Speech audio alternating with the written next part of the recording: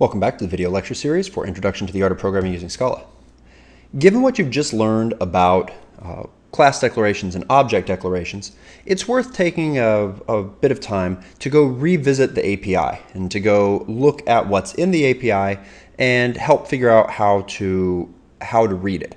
Up until this point, in some ways, you've had to be a little bit more scattershot in your approach to reading the API, because you haven't necessarily had the knowledge to really understand exactly what was going on. There's still things that you can't read at this point, but by understanding class declarations, by understanding object declarations, by knowing how the methods get put in and whatnot, hopefully you can see, understand what's going on in the API a lot better. So if we look at the API here, something that you might have noticed in the past is that next to any of these names here, there are little circles and letters. The one column is all O's, and not everything has an O. And the other column is either C's or T's, and every so often there are things that don't have a C or a T as well.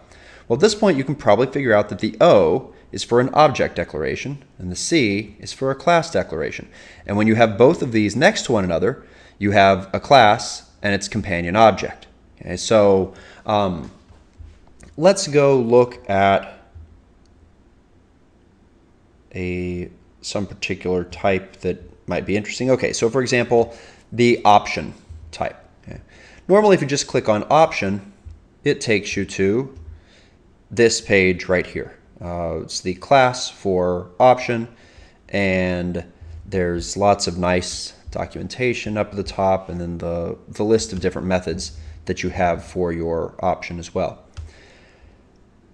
This is all stuff, this is basically coming from the option class. And in fact, the way that the API is generated is you run a tool called Scala Doc, and it takes literally the source code that you have and it spits this out. And if you want this extra documentation, you just put in special types of comments, and we'll talk about that more later.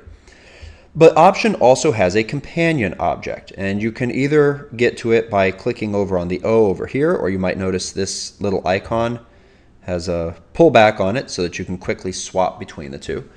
So this is the declaration for the object option. And it doesn't have much in it, but it does have an apply method. And so, for example, this apply method is exactly the type of thing that we did in our vect3, where we put in an apply method that could take an x, y, and a z. In the case of an option, so there are two types of options. There's the sum and the none. Which you should remember from earlier in the book. None implies that so an option type in general means that you might get a value or you might not have one. And so none implies that you don't have the value, and sum implies that you do have the value. And if you call apply, so option, if you create using option, in fact we can do this here. Let's go ahead and let's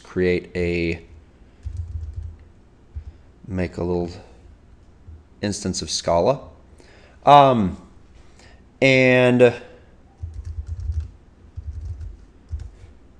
that right there is, of course, invoking the option.apply of 3. We saw that previously. But you'll notice that what it returns to us is not just an option, it's a sum. Okay? And the thing about the way this works is if you do an option on null, that's when you get back none instead of a sum. So this is one of those examples where the extra flexibility of having an apply method makes things much more useful, in that it can give you back something that is of the appropriate type.